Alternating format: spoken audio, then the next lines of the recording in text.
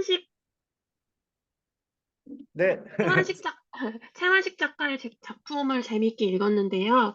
시대 상황이 상황이니만큼 작품을 읽으면서 나라면 어떻게 내가 이 인물이라면 어떻게 행동했을까 이런 생각을 하면서 읽었던 것 같고 또 풍자의 방법이 많이 쓰여 있어서요. 그래서 이 사람이 정말 풍자의 대상이 되는 게 맞는 걸까? 이런 생각도 했던 것 같습니다. 네, 아이고. 네. 나라면이라는 또 이런 또 빙의해보는 그런 느낌 또 잘 가지셨네요. 네, 감사합니다. 네, 그럼 이제 네, 저희 또 작품 또 보시면서 느꼈던 어떤 부분들 또 간단하게 좀 한번 논의해 보도록 하겠습니다. 자유롭게 진행을 하죠.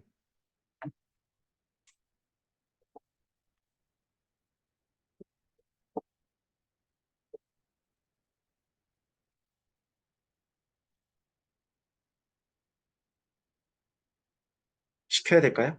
돌아가면서 번호대로 할까? 저 그 네네. 미스터 형님. 방에서 네, 미스터 방 작품이고요. 네, 조금만 크게 말씀해 주시면 감사하겠습니다. 네, 미스터 방 작품에서 그 구절 중에 그 방상복이 서울에 올라온 직후에 이제 좀 생계가 어렵다는 것을 설명한 부분에서 그러다 일본이 싸움에 지느라고 구두를 너무 해뜨려 가죽이 동이 나서 구둣방이 너나 없이 문을 닫는 바람에라는 구절이 있는데요. 이게 일본이 싸움에서 진 거랑 가죽이 동이 난 거랑 무슨 상관이 있는지 잘 모르겠어가지고 혹시 배경에 대한 설명을 좀 들을 수 있을까 해서 질문드렸습니다. 글쎄요. 아마도 뭐 전쟁에는 많이 필요하니까 뭐 군화를 만드는 데도 필요하고 그러니까 이제 그 가죽이 없는 거죠.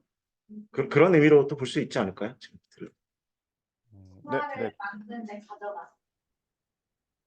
필요하죠. 일단 가죽이 많이 필요하죠. 그러니까 가죽이 동인한다는 건 이제 구해올 수가 없게 된다는 이런 의미로 볼 수 있다면 전시에 이제 그런 그 뭐야 가죽이 많이 필요하니까. 네. 아, 네네, 그래서 이해했습니다. 동이 났다 이렇게 볼 수 있지 않을까요? 네네, 제가 패배랑 좀 너무 연관을 지으려고 해서 그렇습니다. 아, 전쟁이랑 연관을 네네네. 지으면은 네, 이해됐어요. 네네. 감사합니다. 패배했더라도 어찌됐건 수요가 많았을 테니까. 그러니까 뭐 군화를 만드는데도 그렇고 뭐 옷을 만드는데도 그렇고 많이 필요하거든요. 이제 그럴 때 많이 소비가 된 것 같다. 이렇게 이해하시는 게 좋을 것 같습니다. 네, 감사합니다. 됐을까요? 네. 네. 네, 또 뭐 자유롭게 질문. 네, 저 유한 시즈 관련해서 질문 있는데요. 아이고, 예, 요한 시집 나왔네요, 드디어. 네. 네네네. 이것도 조금 여러 가지긴 한데, 일단 첫 번째는 그 누에의 자살이 나오는데, 그 누에의 자살을 지켜보니까 그, 마치 광장에서 이명준의 자살과 그 패턴이 조금 유사한 것 같다라는 생각이 들었거든요. 이념의 대립에 이제 허구성을 느끼고, 중립국을 선택하잖아요, 이명준이.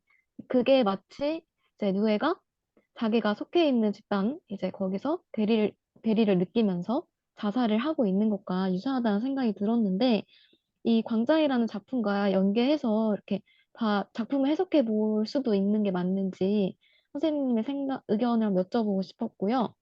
그리고 같이 또 여쭤보고 싶었던 게, 작품을 읽다 보니까 이것도 뭔가 윤동주의 간이라는 그 시 작품과 또 연계가 될 수 있지 않을까 하는 생각이 들었던 이유가 그 간에서 이제 토끼라는 또 같은 소재가 나오잖아요. 자연물이 나오는데 토끼도 보면은 각성의 주체로 나오잖아요. 그 작품에서도. 근데 그걸 이제 집중해 봤을 때 그 간이라는 작품에서 희생 정신, 자기 희생의 의지를 이제 드러내고 있고, 또 이 본 작품이 여기 요한 시집에서도 실존적 자각과 실존을 드러내고 있다라는 점에 주목해 봤을 때, 이제 이 비슷한 양상을 조금 확인해 볼 수 있다는 생각이 들었고, 또 그런 의미에서 제가 이제 궁금했던 점은 이렇게 문학이라는 그런 하나의 이제 영역에서 반복되고 있는 토끼라는 소재와 또 이제 프로메테우스 신화 그리고 이 작품 속에서 이야기하고 있는 요한이라는 그런 종교의 연결된 그런 모티프들이 계속 반복되고 있다라는 그런 생각이 문득 들었어요. 그래서 이것이 의미하는 의미가 이제 무엇일까라는 그런 고민이 들었는데, 일단 첫 번째 질문은 이렇게 제가 연결해서 이해를 하고 있는 게 맞는지에 대한 선생님의 생각이 궁금했고, 그리고 이렇게 신화나 종교를 연결하고 있는 이유가 궁극적으로 토끼라는 그런 소재를 빌려서 이제 궁극적으로 희생 정신을 표현을 한다든지 혹은 참된 자유를 표현하기 위해서일도 신화랑 종교를 끌어다가 이야기를 하고 있다라는 식으로 이제 바라보는 게 맞는지 이런 것들에 대해서 한번 생각을 공유해보고 싶다는 생각이 들었습니다. 네. 그래서 일단 이렇게 두 가지 정도 이렇게 크게 여쭤보고 싶었어요. 네, 일단 첫 번째는 첫 번째 질문과 두 번째 질문이 뭐 다 연결성이 있다고 볼 수 있고요. 그거는 인간이 가진 보편적인 어떤 삶. 첫 번째는 그러니까 누에가 생각했던 것, 그다음에 이명준이 생각했던 것. 그러니까 이제 그런 공통점 또는 뭐 다른 여타, 뭐 간도 마찬가지고 이 자각이라는 거, 그러니까 깨달음이라는 거죠. 이 깨달음이라는 단어가 영어에는 없대요. 우리에게 있는 우리가 이제 우리말이 영어로 다 번역될 것 같은데 실제로 영어에 없는 단어들이 꽤 많답니다. 뭐 우리 특히 말하는 화난다의 화, 그다음에 뭐 그다음에 이런 깨달음, 그다음에 뭐 이런 정신, 마치 정신 그런 뭐 스피릿 이걸로 바로 한치될 것 같은데 그런 게 아닌 경우들이 많다고 그래요. 깨달음 우리가 동아시아 문화권에 가지고 있는 굉장히 중요한 이게 우리 작품들에는 정말 많은 숫자의 작품들이 그런 작가, 시인이든 소설가든 현실에 대한 자각이든 그렇죠? 그다음에 나 자신에 대한 자각 이런 것들을 표출하는 것들이 역시 문학이라는 왜 인간의 삶을 이야기하기 때문에 그래서 그런 공유하는 지점들이 있다. 누에도 결국은 이런 그 자본주의 체제 그다음에 공산주의 체제의 허구성 그들이 모두 이야기하는 것은 인민의 행복 그런데 서로 생각이 다른다는 이유로 죽이는 것 그걸 이제 깨달은 거지. 이명준도 마찬가지죠. 남북의 이데올로기의 이런 대결로 수많은 사람들이 죽어 특히나 자기가 사랑하던 윤회가 폭격을 맞고 자기 아이와 함께 자기 아이를 임신하고 있었는데 이게 누구를 위한 전쟁인가라고 하는 이것이 다부원에서 또 연결 그래서 그런 보편적인 어떤 똑같진 않지만 그런 것들이 이런 깨달음이나 자각으로 나타나 이게 윤동주 선생님 시에 가장 많지 않습니까? 깨달음, 부끄러움. 깨달았기 때문에 부끄러워지는 거예요. 깨닫지 못하면 부끄러움도 못 느끼는 거죠. 저는 이제 그렇게 연결된다고 볼 수 있고 작품에 이제 자주 신화나 종교와 관련된 부분들이 나타난다. 맞습니다. 그건 이제 본인의 의도를 작가가 이제 그 뭐 시대 현실의 문제점이라든가 그런 허구성이라든가 이걸 드러내기 위해서 신화나 종교를 끌어다가 그런 허구성을 현실 정치의 문제라든가 뭐 이념의 문제라든가 이런 것들을 다루고 있다. 이렇게 이해해 두시면 좀 좋을 것 같습니다. 이해가 좀 되셨을까요? 네네, 네. 이해됐습니다. 네, 감사합니다. 감사합니다. 네. 네, 또 뭐 질문 있으세요? 꼭 질문만이 아니고 뭐 깨달은 거, 읽다가 뭐 뭘 느꼈다든가, 뭘 알게 됐다든가 이런 것도 좋습니다. 네네. 네. 하다 보면은 네. 처음에는 줄거리를 길게 많이 읽고 제목 하나에 좀 많은 내용을 담고 네. 그걸 다시 압축해서 수본으로 넣었는데 네. 리스트에서 강을 보니까 네네. 저는 6번을 7가지 정도로 했었는데 이게 3개 한 2가지 이런 식으로 해방점이고 약간 이런 식으로만 돼 네네네. 있었어요. 그런 거나 아니면 액자기 소설고 순서가 다르다 이런 경우에는 그 서술권 이후에 어떻게 넣어야 되는지 그냥 제가 이해하게끔만 하면 되는 건지 순서대로 넣는 게 좋은가 아니면은 그냥 그 작품의 순서대로 넣는 게 좋은가 질문 냈다고 네. 제가 이제 정리한 내용에 보면 어떤 거는 또 길게 돼 있는 경우도 있고 짧게 돼 있는 경우도 있고 좀 다양해요. 이게 왜냐하면 일관 똑같은 형태로 간 게 아니기 때문에 이게 이 작품을 제가 뭐 처음부터가 아니라 이렇게 저렇게 여러분에게 좋은 걸 선택해서 어떤 거를 시대 순으로 하지 않고 먼저 하고 뒤 시대를 먼저 하고 또 앞 시대를 한 경우도 있고 이게 좀 다양하게 했어요. 근데 여러분이 정리하다 보면 나는 이 작품이 좀 중요하게 생각되고 좀 많이 하고 싶은데 선생님 내가 이제 해놓은 거에 너무 간략하게 돼 있다. 또는 그 반대일 수도 있어요. 저는 자세하게 해놨는데 본인은 간단하게. 이거는 뭐 정답은 없습니다. 제가 자세하게 해놨다고 뭐 훨씬 더 중요한 작품이다는 아니고 또 간략하게 해놨다고 해서 또 뭐 대충 봐도 되는 그렇게는 아니다. 그냥 나도 내 마음대로 했다. 네, 그렇게 이해하시면 돼요. 그러니까 우리 분석하시는 분들도 그거에 크게 구애는 받지 마시고 내가 2개 했으니까 제가 2개 했으니까 본인도 2개 해야지는 아니다. 그래서 그거는 좀 나름대로 좀 유연성을 발휘하면 충분히 좀 해결될 것 같고요. 두 번째는 이것도 좀 고민될 것 같아요. 맞아요. 어떤 작품은 시간의 순서로 되어 있기도 하고 어떤 작품은 이제 역전이라고 그러죠. 시간이 뒤집어져 있는 상태.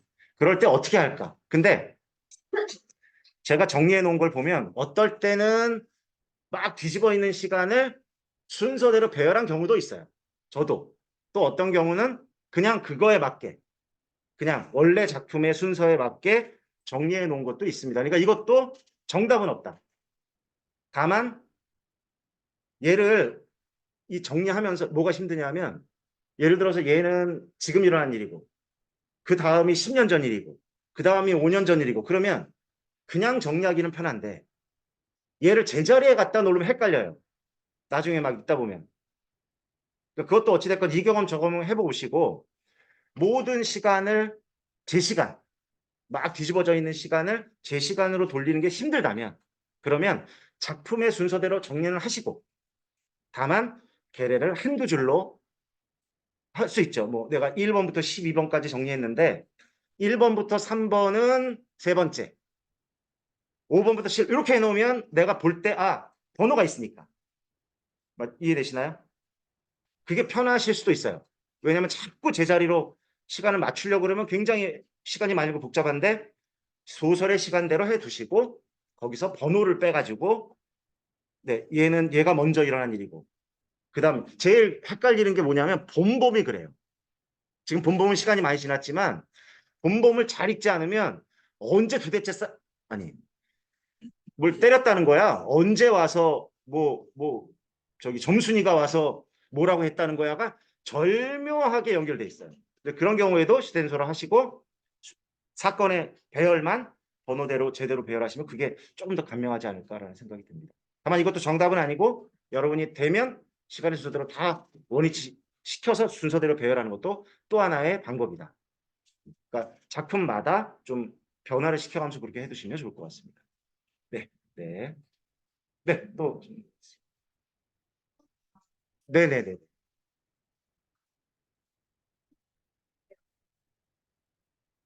도미 마을 제가 처음에는 종결부분 제외하고 나머지 부분의 시점이 다 인적 서술 시점인데 마지막 문장만 1인칭 관찰자 시점으로 이제 바뀌잖아요.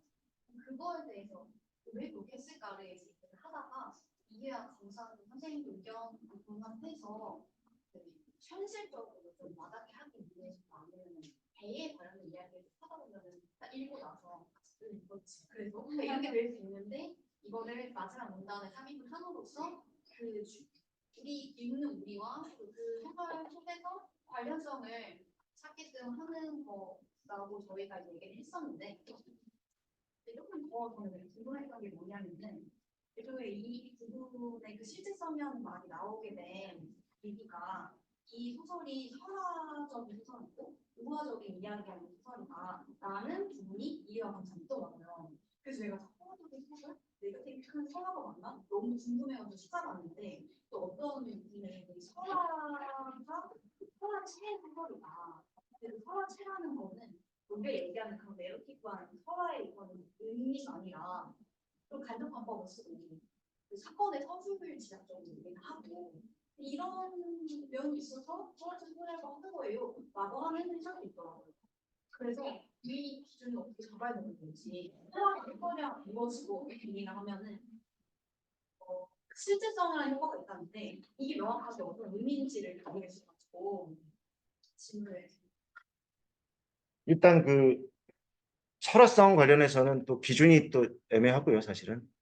그러니까 우리가 말하는 설화는 이제 사실은 있던 이야기. 우리가 설화라고 할 때 신화전설 민담 그것도 설화적이라고 하거든요. 그런 것들을 사용했을 때 신화전설 민담을 차용해서 이제 시도 쓰잖아요. 우리 뭐 누굽니까? 서정주 선생 질마제 신화 같은 경우 자신의 고향 땅 고창 고향 땅에 있었던 과거의 이야기들 옛날 전설 같은 이야기들을 끄집어내서 시로 그게 우리 신부라는 시가 그런 데서 가져온 거거든요.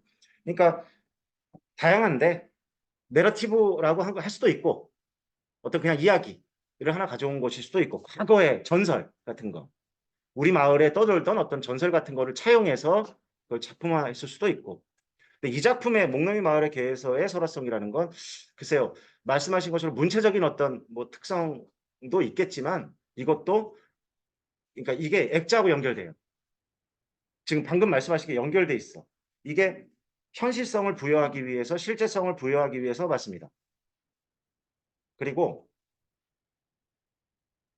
또 하나는 내가 들은 이야기다. 내가 알고 있었던 이야기예요. 그런 설화를 얘기하는 거다. 여기서는 전설적이죠. 과거의 이야기니까. 그러니까 문체상이라기보다는 내가 알고 있었던 내가 들어서 알고 있었던 어떤 뭐 이야기 또는 경험했던 이야기를 가져왔다는 거. 그런데 왜 액자의 형태를 띄었냐? 그래서 연결하면 현실성을 부여하기 위해서 실제성을 부여하기 위해서 거기에 하나 더 신빙성이라는 말도 들어가면 좋을 것 같아요. 여기서의 특징은 그 이외에는 별로 없어요. 그러니까 액자를 사용할 때 이 액자의 구성이 굉장히 작품과 긴밀하게 연관되는 작품이 있고 그 중에 하나가 병신과 머저리라는 작품이에요. 나중에 이제 보게 되시겠지만 70년대, 60년, 70년대 작품. 그거는 액자 밖의 이야기와 액자 안의 이야기가 정말 긴밀해요. 근데 어떤 작품은 느슨해요. 목넘이 마을의 개 같은 경우가 느슨하죠. 다만 나는 이런 이야기를 경험했고 이런 이야기를 들었었다. 라고 하는 실제로 그런 일이 있었어. 현실성, 실제성, 신빙성을 부여하는 정도로 보시면 될 것 같습니다. 그다음에 설화적이라는 표현은 이제 자신의 과거의 이야기, 문체상의 특징이라기보다는 자신이 경험했던 과거의 이야기를 끄집어내서 그걸 이제 소설화 시켰기 때문에 그런 표현을 쓰지 않았나 그렇게 생각이 듭니다. 네. 추가적으로 질문 근데 두 가지가 생각났는데 일단 첫 번째로 액자식 구성이 느슨한 경우도 있다라고 하면은 다른 작품의 예시로 동양도 가능할까요? 네, 그렇죠. 동양도 제가 생각했을 때는 그냥 그의 이야기를 전달해주는 방식인 거잖아요. 병신과 버들이랑 비교했을 때 내가 바깥 이야기와 안 이야기의 긴밀성이 크다고 생각하는 그래서 연결을 할 수 있을까라는 생각이 일단 첫 번째 질문 드리고 싶었고 그다음 두 번째로는 객석의 국수라는 시를 항상 학생들한테 설화적이다라고 설명을 했는데 저도 항상 설화적이라고 생각을 했을 때 어떤 문체에 초점을 맞추기보다는 시적 화자 여기서 시적 화자는 백석 시인 그 자체인데 백석의 이야기 자 백석이 과거에 경험했던 어떤 공동체 문화에 대해서 이야기를 먼날 옛적부터 그런 국수 먹는 어떤 풍습이 있었어 라고 이야기를 해주는 거니까 그래서 설화적인 거다라고 설명을 하거든요. 그거와 연관돼서 얘도 비슷하게 생각하는 네. 두 번째는 네, 그렇게 보시면 되고 첫 번째는 고향의 경우에는 또 다른 특징이 있어요. 그러니까 액자를 썼고 그 느슨하냐 긴밀하냐라면 또 이분하면 안 돼. 예, 그 말고 또 다른 그냥 그 작품만이 가진 또 다른 특성은 나의 각성이 되게 중요해요. 액자를 씀으로써 그 경험을 제대로 하지 못했던 내가 그를 바라보면서 그의 이야기를 들으면서 그의 삶뿐만 아니라 조선의 얼굴. 그게 원래 제목이었거든요. 그러니까 이게 나의 각성이 중요한 거지. 그럼 목적이, 네네네.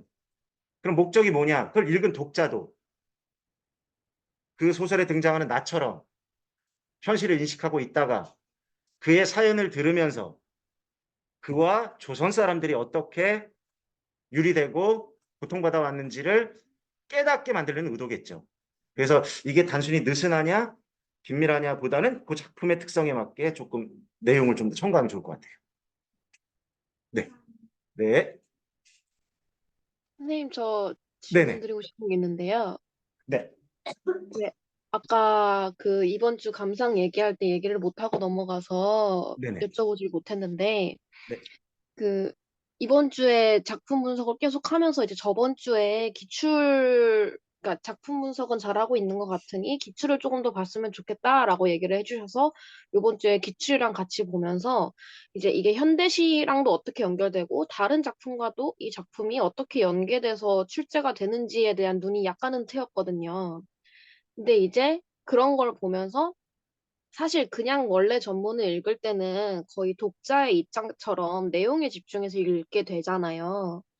그래서 이거를 기출을 보고 나서 약간 형식상의 유사점 때문에 두 작품이 엮인 경우에 그 형식이 어떻게 됐는지 확인하고 싶어서 다시 한번 전문을 보고 싶은 그러니까 가볍게 읽어보고 싶은 생각이 드는데 그러려고 하니 이게 아까 얘기하셨던 것처럼 뭐 많은 작품을 무조건 본다고 좋은 게 아니라고는 하셨지만 이게 아무리 말뚝 작품이라도 이 작품만 이렇게 기출과 연계돼서 깊게 파고 다른 작품을 그러니까 다른 작품 볼 시간이 절대적으로 줄어드니까 그거를 말뚝 작품을 조금 더 기출과 연계해서 어떻게 출제되는지 파악하면서 깊게 보는 게 나을지 아니면 전문을 다시 보지는 않고 그냥 이렇게 출제가 됐구나만 파악하고 그래도 여러 작품들을 한 번씩 전문을 다 읽어보는 게 좋을지에 대한 고민이 생겼거든요. 음. 그래서 선생님은 어떻게 생각하시는지 궁금했습니다. 일단 해주신 질문이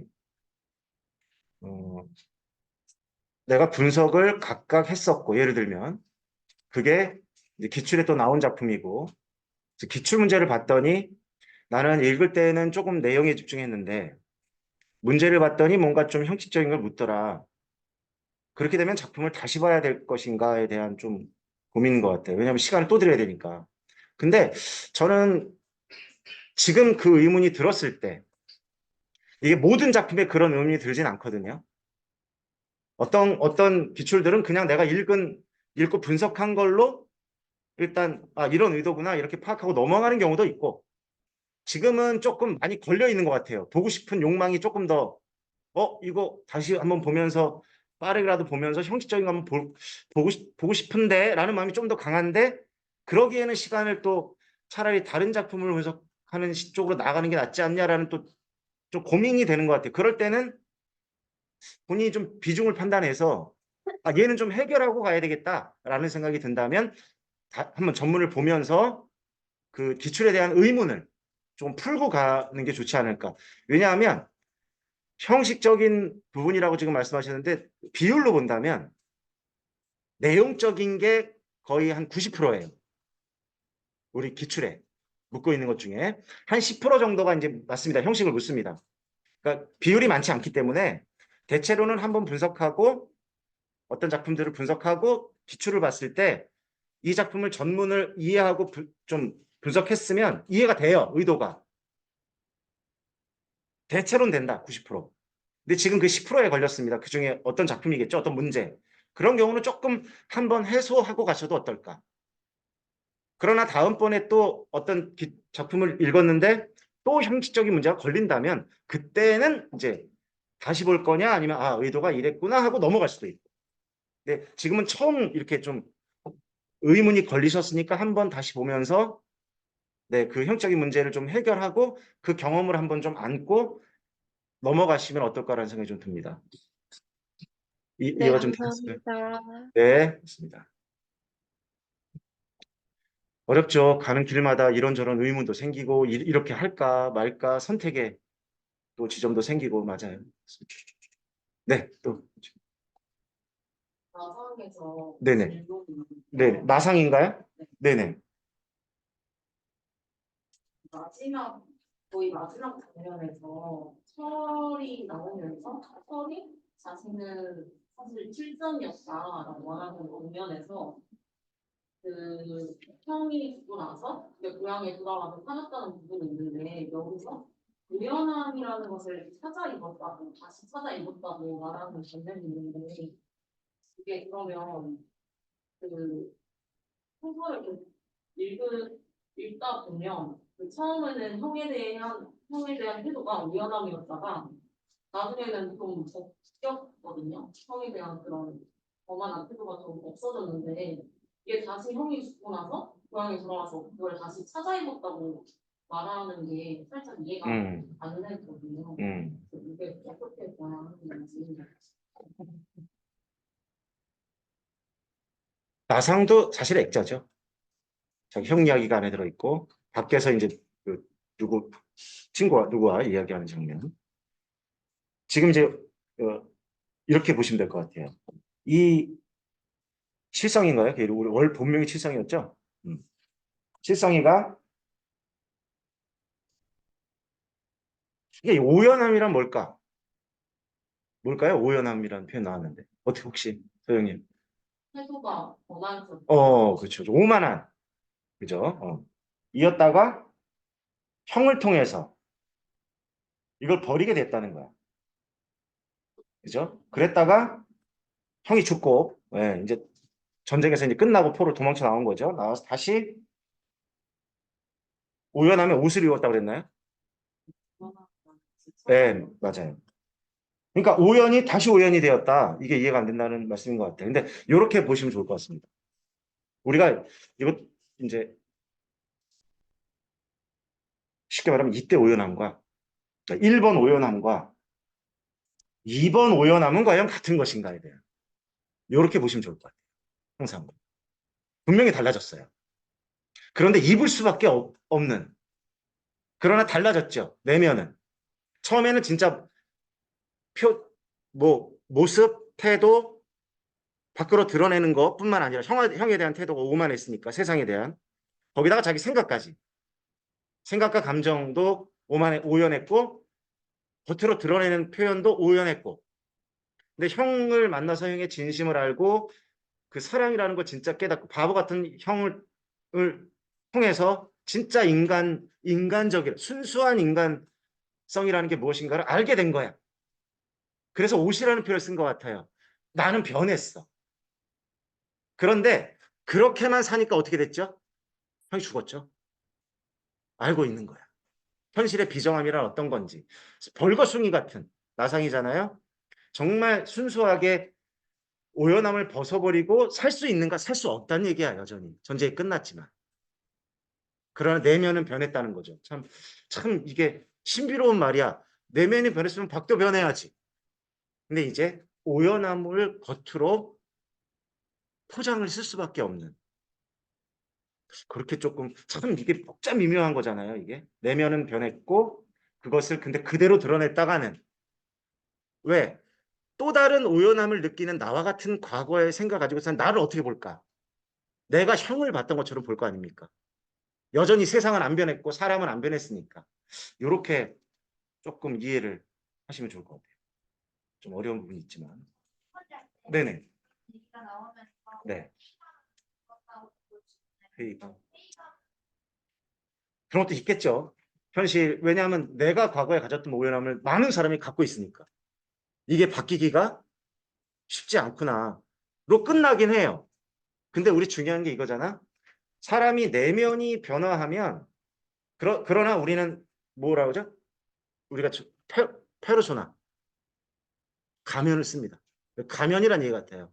이걸 다 드러내면 진짜를 드러내면 뭔가 형처럼 그러니까 쓴다. 그러나 나는 여기서 끝났지만 소설이 이 내가 앞으로 살아갈 거는 진짜를 본 거야.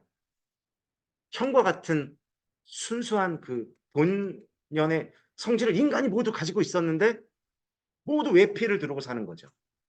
그러니까 나도 외피를 지금은 두르긴 했어. 근데 각성이 됐어. 그러면 아마 이어진다면, 우리 인간에서 본다면 누군가를 그렇게 변화시키려고 할 것이고, 그렇게 만나려고 누군가 안 된다면 못 만날 거야. 근데 그거를 나도 오랜 시간이 걸려 바뀐 거거든. 이 인물도 시간이 꽤 걸려서 바뀐 거야. 자기 형이었지만. 그러니까 아마 누군가는 나의 그 본연성을 깨닫고 그도 변화할 수 있는 여지가 있다면 그렇게 될 소지가 안 보여주고 끝난 거죠. 이건 이제 이어쓰기, 추론의 이제 단계라고 보면 그냥 단순히 허무함을 느끼고 결국 난 또 이렇게 돌아갈 수밖에 없어라고 끝났다고 보기에는 뭔가 그냥 좀 미진하게, 그러나 확실히 많은 분량을 차지하는 게 흉약이기 때문에 네, 단순히 허무도 있고 물론 있고 또 변화의 소지도 있다 이렇게 보면 좋을 것 같습니다. 네, 또 다른 질문 있으시면. 저 질문 있는데요. 네네. 저 그 기출 강의에서 계용묵 작가의 별을 헨다 그거 기출 분석해 주셨을 때 2018년 B형 4번인데요. 네네네. 거기서 이제 그 마지막 부분에 언제까지나 싸늘한 별을 가슴에다 부둥켜 안고 세워야 태 속에서 벗어나 거리의 정리에 도움이 될까라는 그 문장에서 의미하고 있는 이 태 속이라는 말이 혹시 무엇일지 여쭤봐도 될까요? 몇 년도였을까요?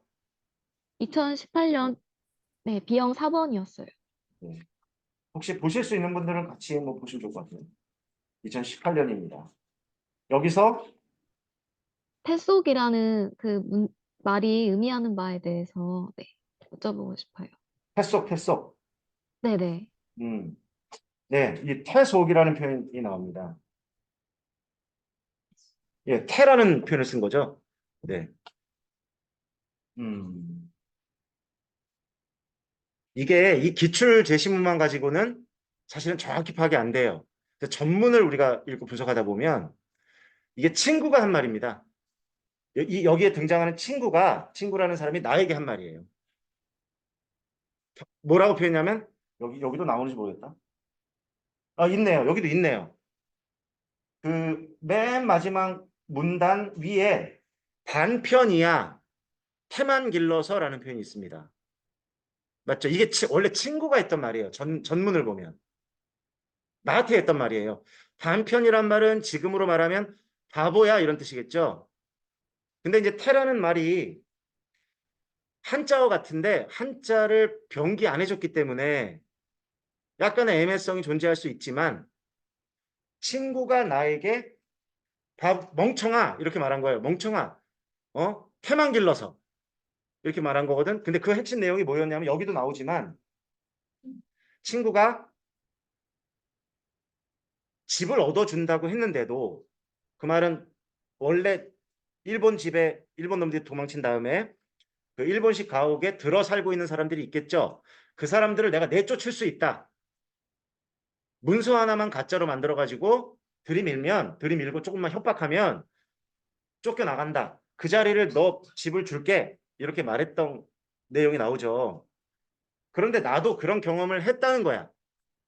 내용에 보면. 나도 해방되자마자 서울에 넘어왔을 때 어떤 일본식 집에 머물렀대요. 근데 누군가 와서 너 문서 있어? 그래갖고 쫓겨났다는 거야. 그러니까 지금 친구가 그 일을 나보러 하라는 거잖아. 이제 너가 쫓아내. 내가 쫓아내줄게. 너 들어가. 그거를 차마 못하겠다는 거야. 지금 내가 하려는 일이 차마 나도 그 경험을 했는데 멀쩡히 살다가 문서 없다고 쫓겨난 경험을 내가 해보고 나니까 지금 친구가 하려는 일이 내가 그때 당했던 일을 누군가에게 하려는 거야. 그걸 못하겠다는 거야. 그걸 뭐라고 불러요? 그래서 양심이라고 부른 거야. 여기 등장하는 주인공이 그 양심을 못 줘버리겠는 거야. 근데 이 친구가 보기에는 멍청인 거야. 그래서 화사가 부른 거야.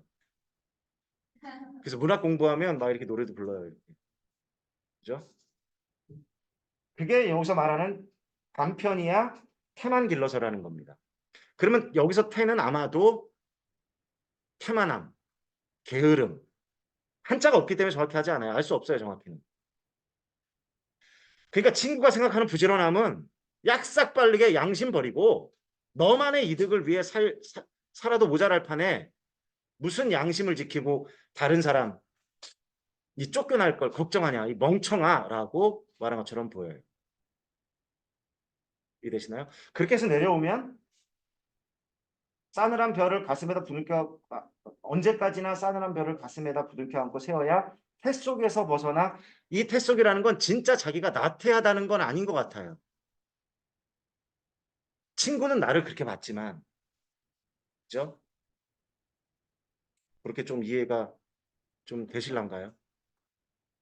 그러니까 친구가 말하는 태 속, 멍청하지 않게. 그러나 이게 고민일 거야. 어떻게 하면 양심을 어기지 않으면서 건강한 방법으로 집 어머니 모실 방 한 칸을 얻을 수 있을까라는 생각. 근데 이런 생각은 친구가 뭐라 그런다?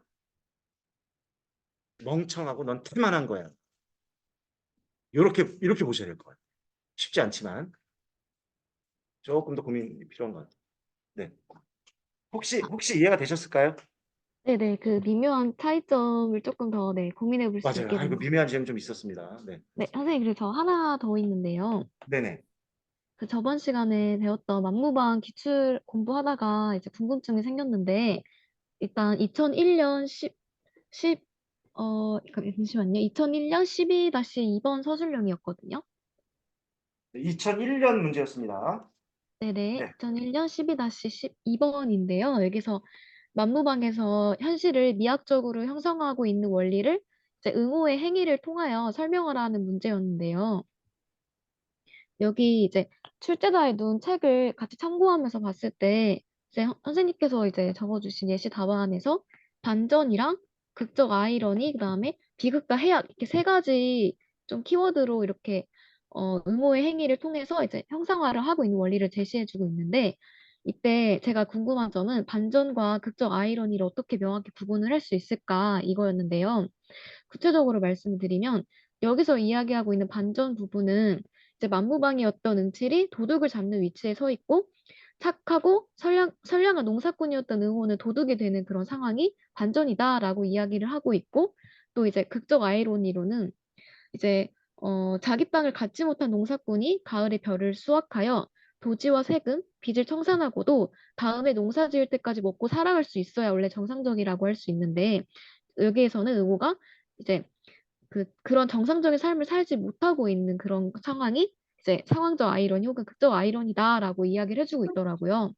근데 이거를 보고 나서 이제 궁금한 점이 어, 그 만무방이었던 이제 은칠이 도둑을 잡는 위치에 서게 되고 착했던 응호가 도둑이 되는 상황이 반전이라고 보고 있는데 사실 이거는 어떻게 보면 극적 아이러니라고도 볼 수 있지 않을까 하는 생각에 반전과 극적 아이러니의 명확한 그 구분점에 대해서 한번 여쭤보고 싶었습니다. 지금 2001학년도 기출에 나왔던 이 용어고 이제 우리 그 출제자의 눈이라는 기출 작품 그 속에 들어있는데요. 이게 아이러니가 논란이 많아요. 그리고 학자들마다도 기준이 정확히 없습니다. 그래서 저 이제 써놓긴 했는데 이렇게 보시면 좋을 것 같아요. 너무 달라가지고 뭐 김준호 선생님이 말하는 시론에서 말하는 아이러니의 또 표현과 윤여탁 선생님의 시황 표현은 시론에서 나타나는 또 단어의 아이러니의 설명이 달라요. 유명하신 정말 윤여탁 선생님은 서울대 국격과이시고 김준호 선생님은 또 국문학을 이렇게 서로 뭔가 절충이 안 돼 있어. 그래서 제가 시 수업할 때도 정리를 했지만 여기도 이제 용어가 이렇게 돼 있어요. 극적 아이러니 속에 이거를 상황적 아이러니라고도 한다. 이렇게 돼 있어요. 제가 써놓은 답안에는. 그래서 정리를 하자면 이렇게 합시다. 상황적 아이러니로 봐야 될 것 같아요. 이거는 상황적 아이러니로. 이 만무방의 결말. 상황적 아이러니. 이렇게 정리를 다시 해야 될 것 같아요. 상황적 아이러니.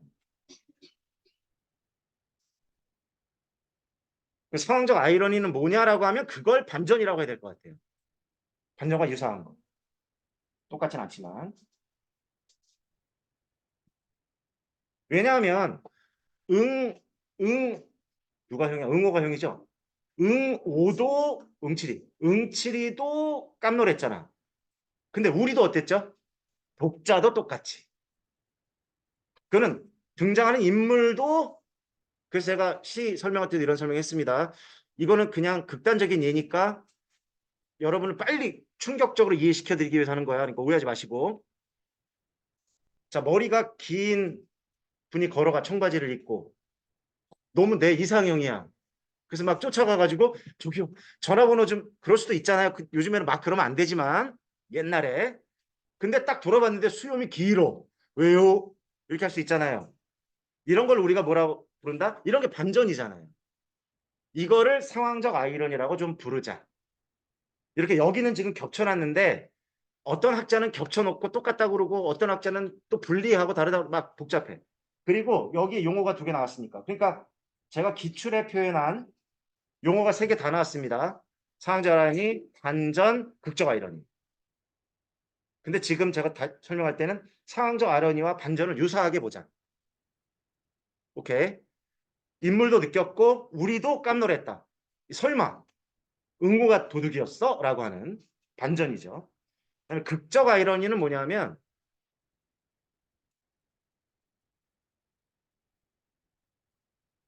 저거 이해하시면 되죠. 오디, 오디푸스, 오디푸스.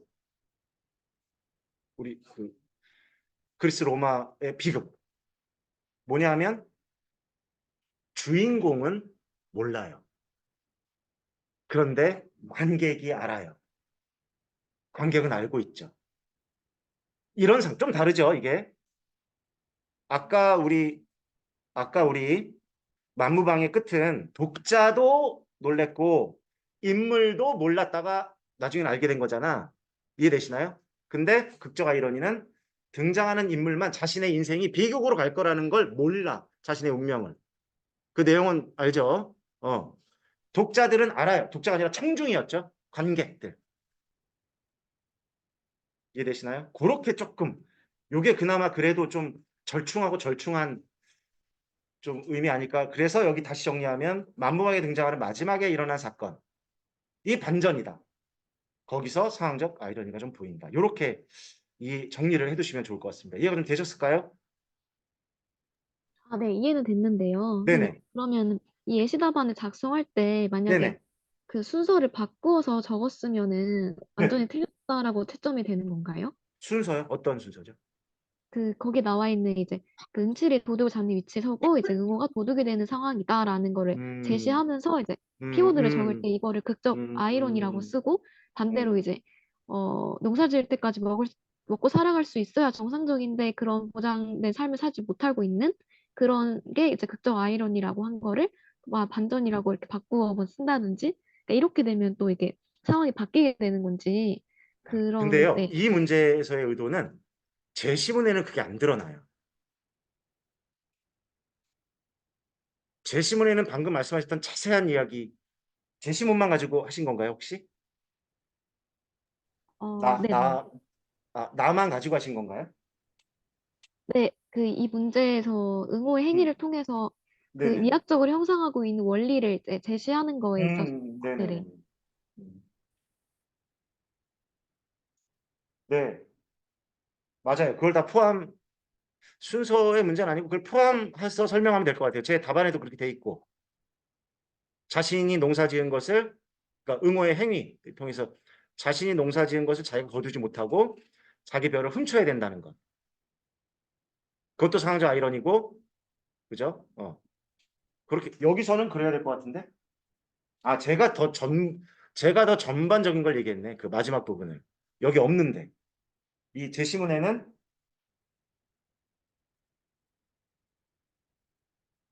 제가 맞네요. 답을 써놓고 그 푸신 게 맞는 것 같습니다.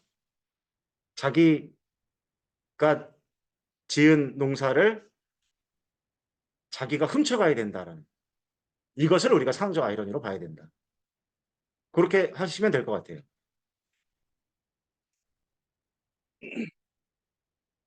이해되셨을까요? 네네, 감사합니다. 네. 네.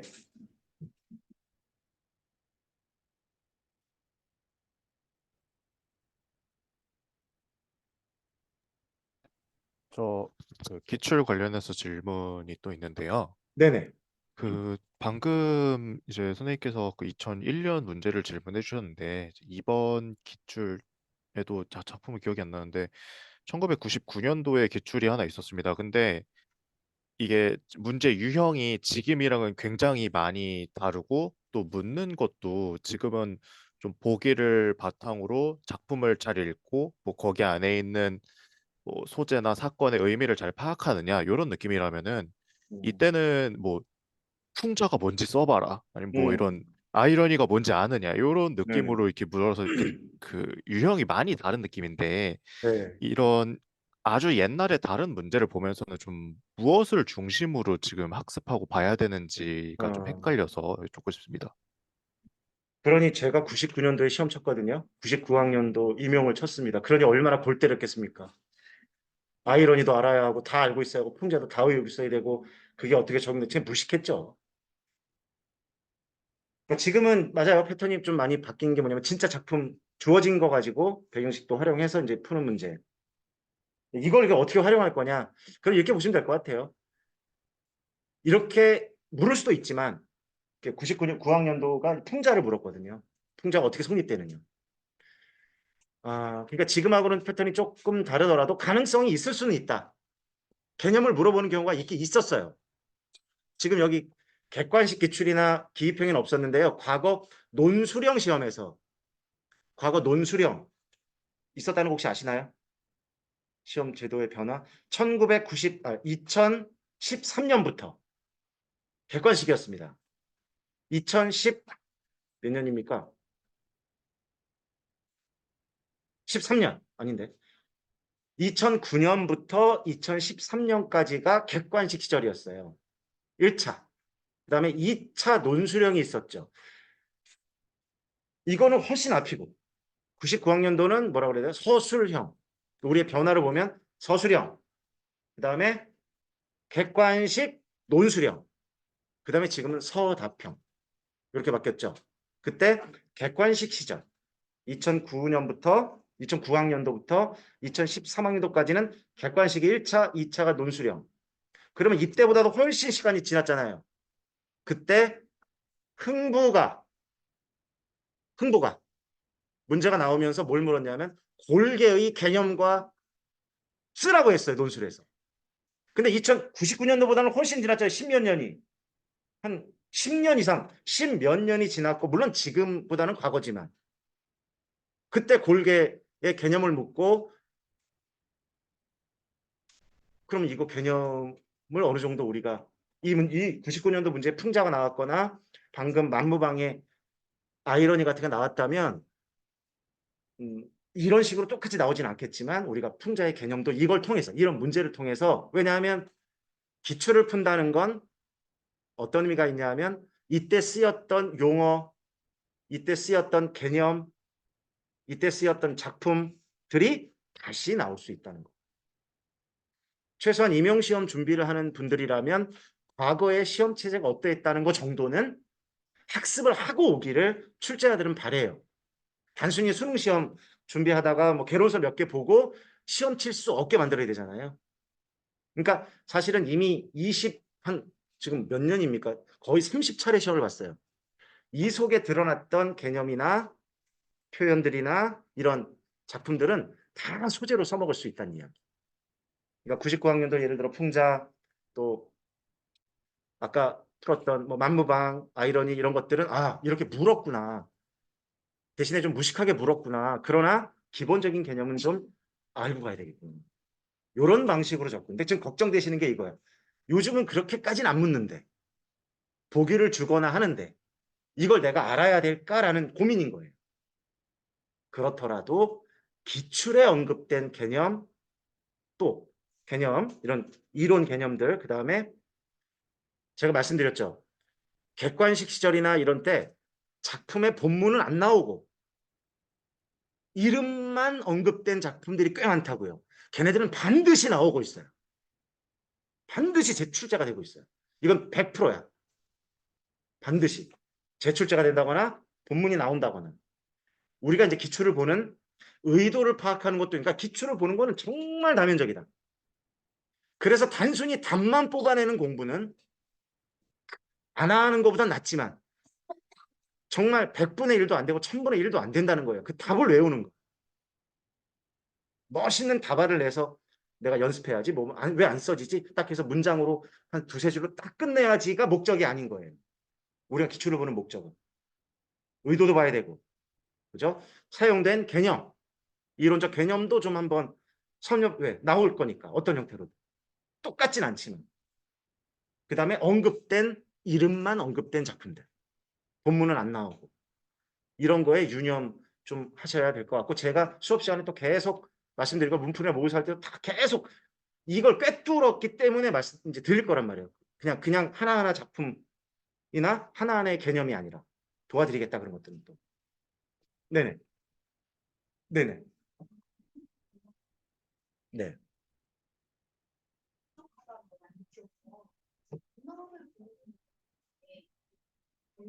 네네네 네네네 네 그 정도 자체가 맞아요.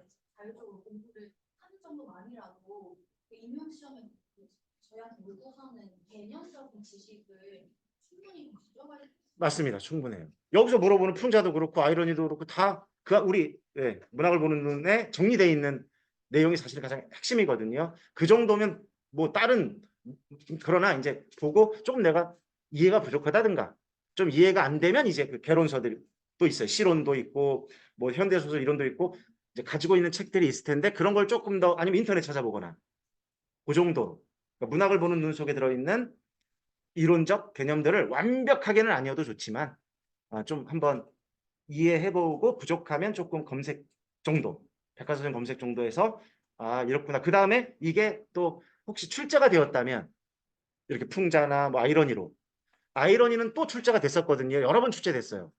시에서도 출제가 됐고 우리 역시 2차 논술형 문제였었는데 황동규의 뭡니까 우리 편지냐? 제목이 기억이 안 나. 그래 즐거운 편지도 있고 그다음에 이태준의 복덕방에서도 출제가 됐어요. 아이러니가 여러 차례. 그러니까 그렇게 결부시키면 나왔던 거 한번 찾아보자. 이렇게 물었구나. 그래서 그렇게 해서 조금 그 정도 이해해 두시면 특별히 막 이론서를 막 섭렵하고 그래야 될 시간이 없어요. 우리. 그 정도면 아마 충분하지 않을까 생각이 듭니다.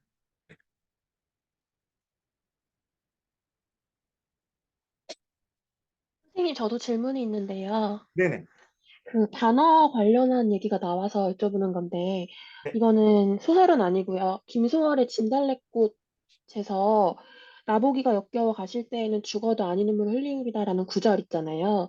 그것도 그 언어적 반어에도 해당하고 그 시적 역설에도 해당하는 두 개 다 해당하는 건지 궁금해요. 그렇게 볼 수 있을까요?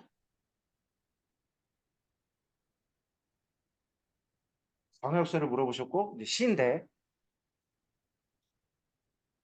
죽어도 아닌 눈물. 네, 나보기가 역겨워 가실 때에는 죽어도 아닌 눈물 흘리우리다. 아마 이런 표현인 것 같아요. 얘를 뭘로 봐야 되느냐? 뭐 둘 다 봐야 되느냐? 뭐로 봐야 되느냐?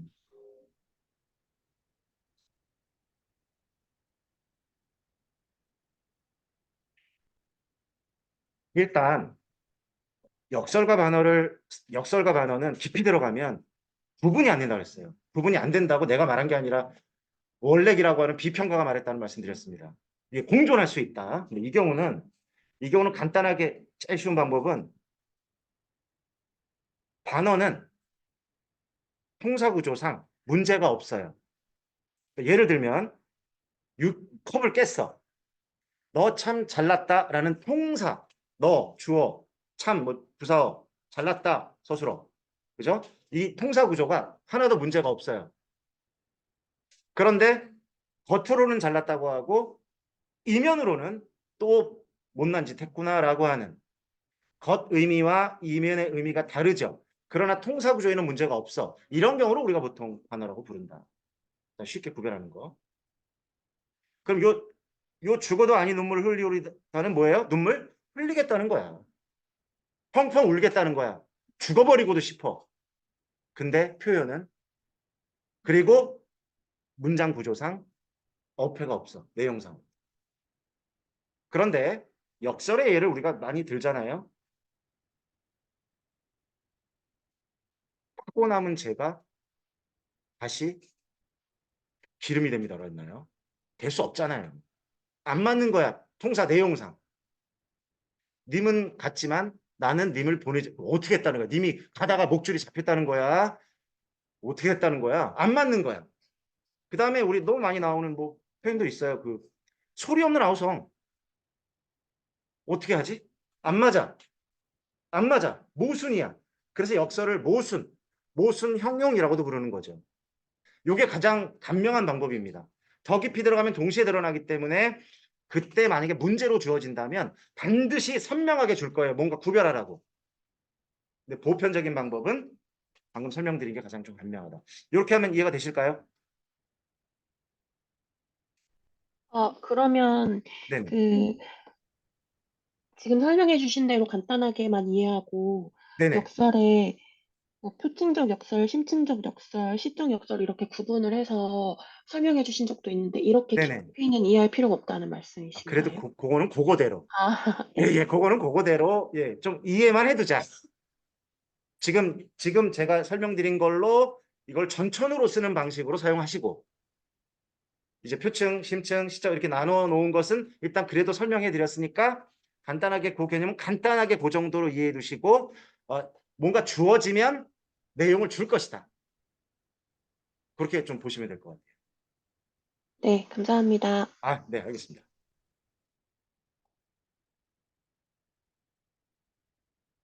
네, 또 뭐, 유한 씨가 나오네. 네네. 재미있구나. 네. 요한 씨 말에 나타나는 세계의 이야기 그 연결관계가 참 재밌는데요. 네.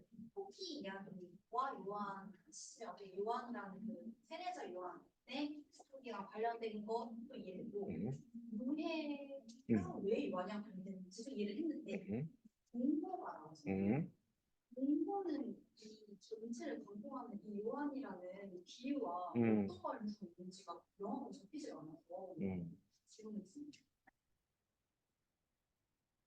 이제 그것도 비슷한 아까 모두 앞에 했던 말과 비슷한데요.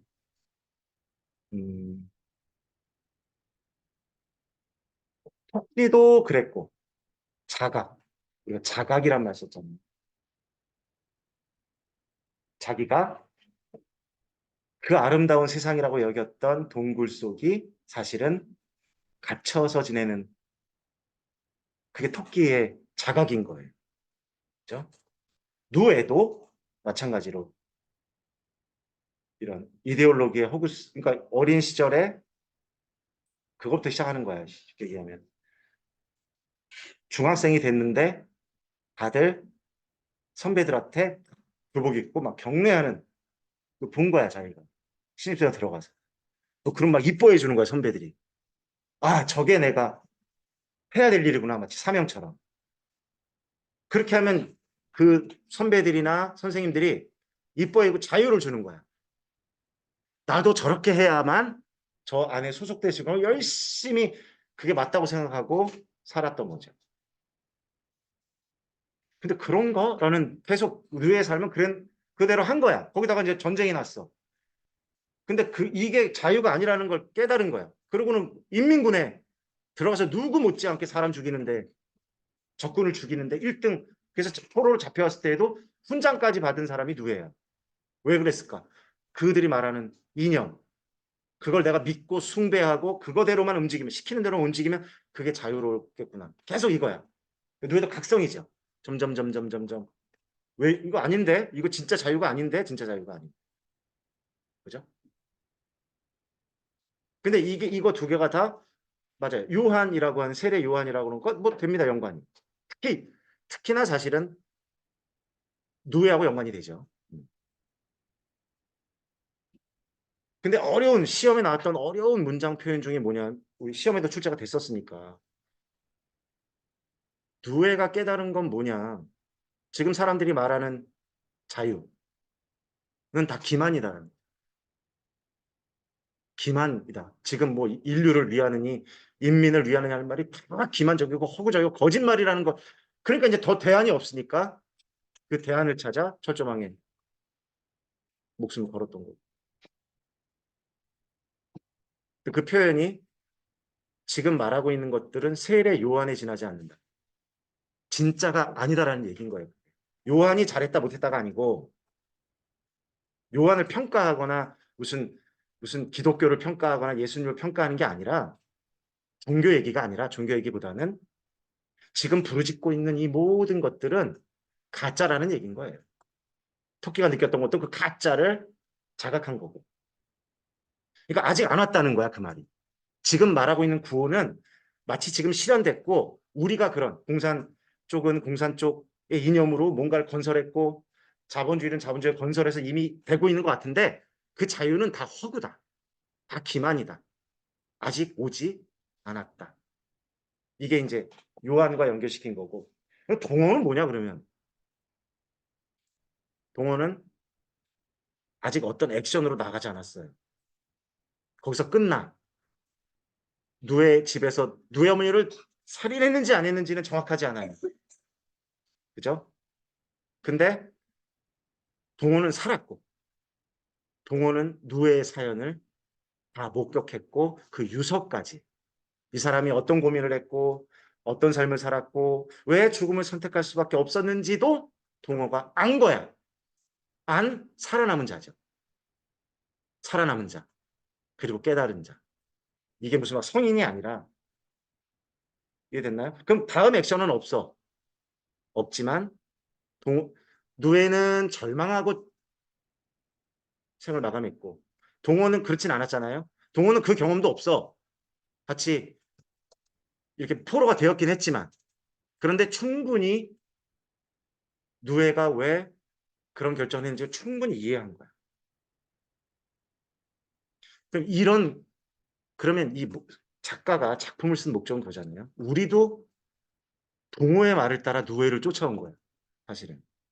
동호가 기억하는 것, 그다음에 누에의 유서를 통해 마치 동호가 누에의 역사를 쫓아왔듯이 우리도 같이 쫓아온 거죠. 그러니까 동호나 우리가 비슷한 거야. 어찌 보면. 우리도 남아있잖아요. 이제 남은 자잖아.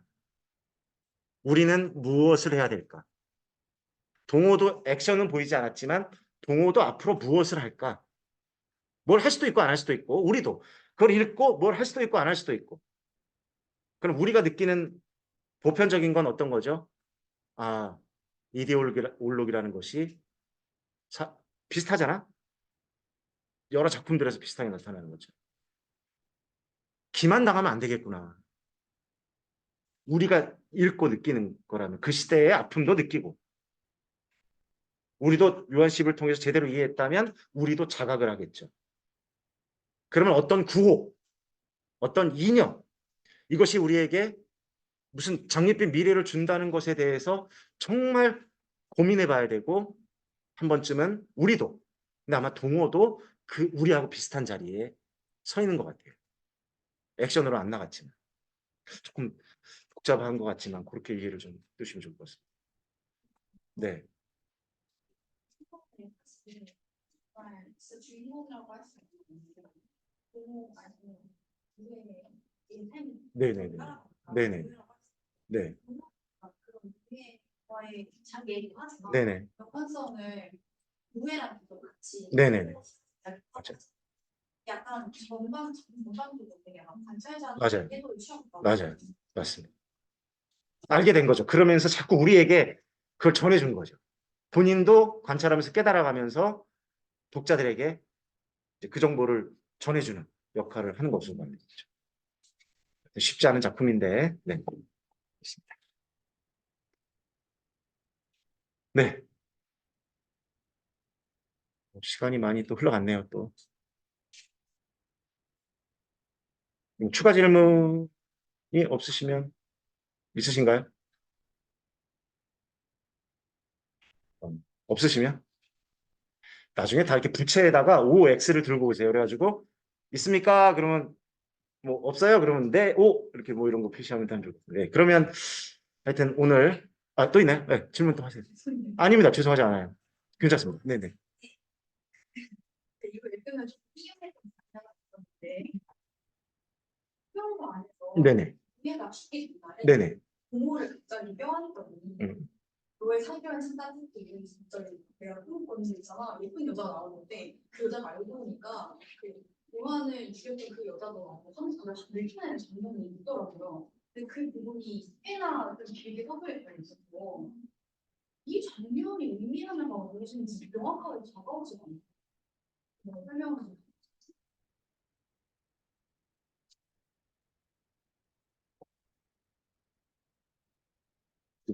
뭐라고 해야 될까? 그래서 제가 하는 거 네네네. 너무 궁금해서 요한과 네네. 썰매가 무슨 관계인가 이걸 찾아봤는데 네. 뭐하고 뭐가요? 요한이랑 그 살로메란 여자가 네네네네네. 네네네. 찾아봤는데 시리자 요한 살로메가 이제 그 헤로데 왕의 왕비의 딸인데 그 왕비가 형사 취수더라고요. 뭐에 동정한 결혼을 처음이게 된 건데 그래서 요한이 그거를 어떻게 그 남편 동생의 남편이랑 결혼할 수 있느냐 이렇게 비판을 해서 그 두 부부가 죽이자 마음에 안 든다 이렇게 해서 갑자기 살로메라는 딸이 춤을 잘 춰가지고 그 왕인 헤로데 왕이 새아버지의 헤로데 왕이 뭐 가고 싶은 게 있니? 그러니까 그 딸인 살로메가 엄마의 자주를 받아서 요한의 머리를 죽여주세요. 그렇게 해서 죽게 되었고 나는 이제 이런 설화를 알게 돼서 이런 이야기를 근데 이게 왜 이 장면에서 굳이 이렇게 드러났어야 했는지가 또 이해가 안 되더라고요. 좀 더 고민해 보시죠. 어렵습니다. 작품 자체가 원래 어려운 거야. 원래 워낙 관념적이고 뭔가 요것저것 갖다 쓰다 보니까 뭐 명확하게 잘 안 드러나기도 해요. 하여튼 고민해 보시죠. 저도 고민해 볼게요. 네. 오늘 그렇게 보시면 좋을 것 같습니다. 그럼 좀 답을 알려주세요. 다음. 많이 고민해서 이런 것 같아요라고 혹시 생각이 든다면 다른 분들도 저도 고민해 보겠지만 알겠죠, 다들? 그 혹시 이제 읽으신다면 안 읽은 분도 계시니까 어떤 큰 의미를 부여해야 되는지에 대해서 제가 아마 큰 의미를 부여 안 했나 봐. 정리하면서. 그러니까 조금 하여튼 고민해 보겠습니다, 저. 네. 네.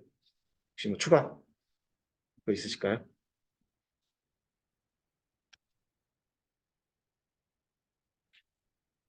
자, 그럼 일단은 마무리할까요? 뭐 또 추가 점수 따로 받기로 하고. 네. 하여튼 또 긴 시간 또 잘 해주셔서 감사하다는 말씀 드립니다. 네. 감사합니다. 감사합니다.